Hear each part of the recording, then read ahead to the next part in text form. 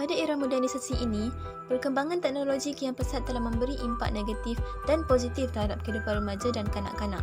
Berdasarkan kajian yang telah dilakukan oleh Kementerian Pembangunan Keluarga dan Wanita, masalah penggunaan telefon pintar ini berpunca daripada kurangnya perhatian daripada ibu bapa menyebabkan anak-anak mereka mengabaikan tanggungjawab mereka sebagai seorang anak maupun pelajar. Pihak ibu bapa haruslah memainkan peranan yang drastik untuk mengawal penggunaan telefon pintar dalam kalangan anak mereka supaya tidak mendatangkan implikasi negatif. Terdapat beberapa definisi falsafah secara spesifik, antaranya pemikiran secara sistematik, kritikal dan rasional tentang hakikat asas alam semesta, sesuatu kepercayaan dan gaya kehidupan. Yang kedua, pengkajian masalah asas penting, abstrak dan secara umum. Yang ketiga, merupakan disiplin akademik yang menerangkan secara jelas tentang hakikat alam semesta dan kepentingan sesuatu kepercayaan. Yang seterusnya ialah falsafah pendidikan negara. Matlamat FPK ialah melahirkan rakyat yang bertanggungjawab dan boleh memenuhi kewajipan sebagai warga negara. Selain itu, melahirkan rakyat yang progresif, mahir serta cekap. Seterusnya, prinsip kelima rukun negara iaitu kesopanan dan kesusilaan menekankan perkembangan personaliti dan tingkah laku masyarakat Malaysia bagi tujuan membentuk warga negara yang bersopan santun dan bersusila. Penggunaan teknologi tanpa batas mampu mengubah perkembangan personaliti dan tingkah laku individu ke arah negatif.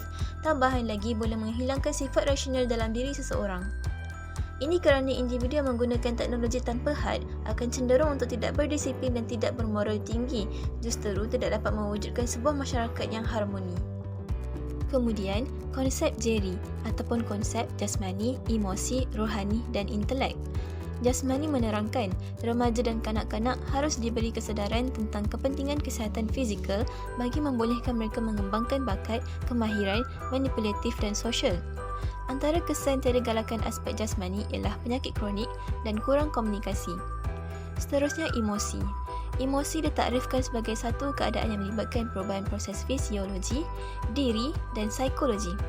Sebagai contoh, remaja dan kanak-kanak yang gemar meluangkan masa dengan teknologi akan mengalami gangguan emosi kerana kesan daripada cara kognitif ataupun cara berfikir. Rohani.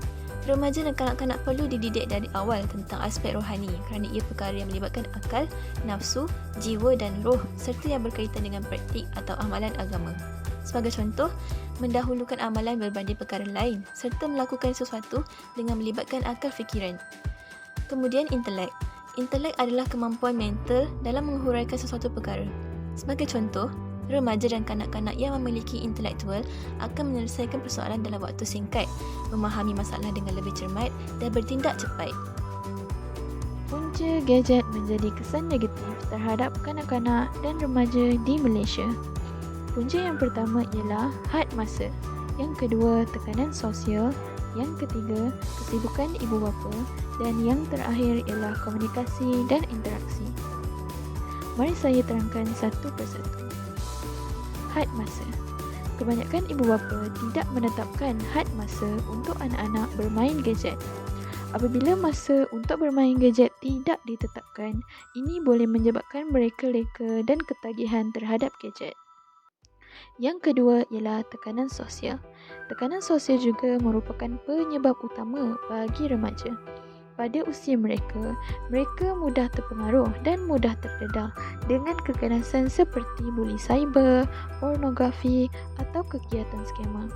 Mereka kebanyakannya menggunakan kemudahan gadget tersebut untuk tujuan yang negatif. Yang ketiga ialah kesibukan ibu bapa. Ibu bapa pada masa kini lebih mementingkan kerja daripada anak-anak sehingga mereka berasa terabai dan menggunakan gadget sebagai ganti untuk mengisi masa lapang. Ataupun apabila anak kecil menangis, mereka akan memberi gadget bagi menenangkan mereka supaya ibu bapa boleh membuat kerja mereka yang tergendala. Yang terakhir, komunikasi dan interaksi. Apabila kanak-kanak atau remaja sentiasa bersama gadget, mereka tidak akan berkomunikasi dengan orang sekeliling mereka dan mereka juga akan susah untuk memahami emosi dalam interaksi yang sebenar kerana mereka sudah terbiasa berkomunikasi di alam maya tanpa berjumpa orang sekeliling. Pertama sekali ialah masalah penglihatan. Masalah penglihatan ini berlaku apabila seorang individu itu melihat skrin gadget terlampau lama. Kanak-kanak tidak digalakkan terdedah dengan alat elektronik selama lebih dari 2 jam seminggu bagi mengelakkan implikasi pada mata mereka dan juga dapat merosotkan daya penglihatan mereka. Seterusnya ialah obesiti. Obesiti ini berlaku apabila terlalu lama masa dihabiskan dengan gadget sehingga tidak melakukan sebarang aktiviti yang boleh membakar kalori seperti berjoging, melakukan aktiviti redah dan sebagainya. Seterusnya ialah tantrum. Tantrum ini seringkali dilihat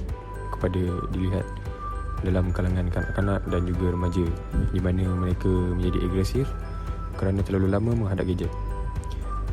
Jika tidak dibendung perkara ini dari awal lagi, isu ini akan terus berlaku dan sukar dikawal.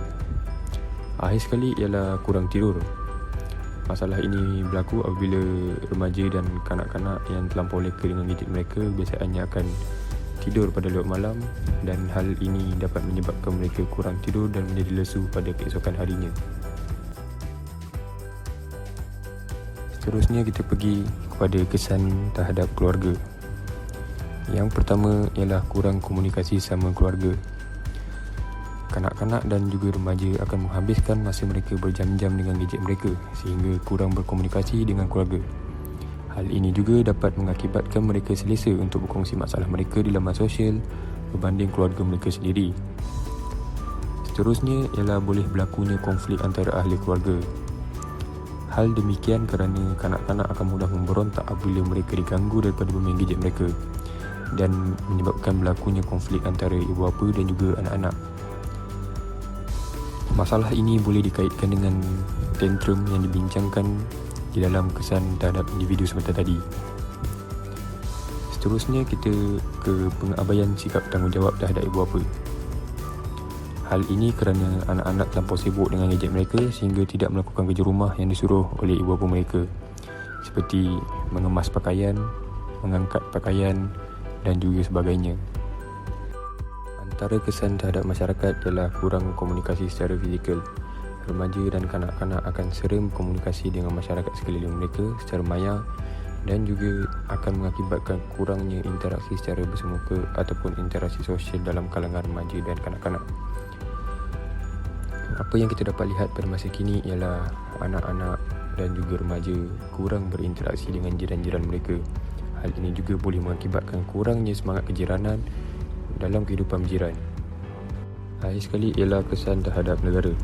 Yang pertama ialah prestasi akademik negara akan merosot.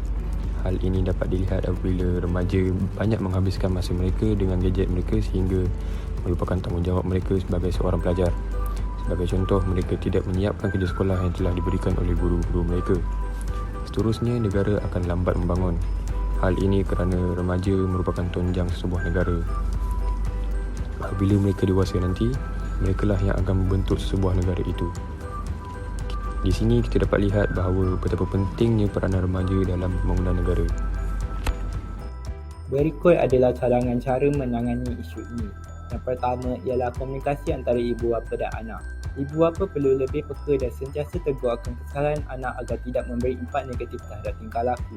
Yang kedua ialah mengaitkan masa interaksi dengan gadget. Ibu bapa perlu mengenakan had waktu penggunaan gadget 1 jam sehari untuk kanak-kanak di bawah usia 6 tahun. Dan seterusnya ialah peranan pusat asuhan. Pengasuh perlu sedar mereka menghabiskan masa berkualiti yang lebih panjang dengan anak-anak. Seterusnya mereka mempunyai tanggungjawab besar dalam pengembangan mereka. Yang terakhir ialah mewartakan undang-undang berkenaan gadget. Kanak-kanak mungkin tidak tahu sesuatu tingkah laku atau aktiviti itu melanggar undang-undang, norma dan nilai kehidupan. Ini akan menghasilkan seriak yang negatif bermula daripada pembentukan perwatakan yang pro jenayah kepada kaedah bergaul, persepsi dan sikap terhadap orang lain. Pandangan tokoh berdasarkan isu yang dibincangkan. Albert Einstein, seorang tokoh bidang sains, dikatakan telah meramalkan fenomena ini melalui kata-kata ini. Saya takut teknologi akan mengatasi interaksi manusia. Dunia akan mempunyai generasi yang bodoh. Soalannya sekarang, adakah ramalan Einstein betul? Sudah tentu kita tidak boleh menafikan kenyataan tersebut dan ia juga bukan bermakna kita bodoh. Namun, adakah perlu bagi kita untuk melihat pada telefon moda alih pada setiap saat?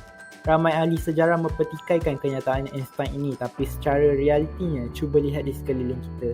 Di mana-mana sahaja akan kelihatan manusia asyik menatap telefon pintar. Tidak kurang anak kecil yang diberikan gadget untuk membolehkan mereka tidak merengek. Kesimpulannya, kita sedar bahawa gadget memberikan impak yang positif dan juga negatif dalam kehidupan seharian.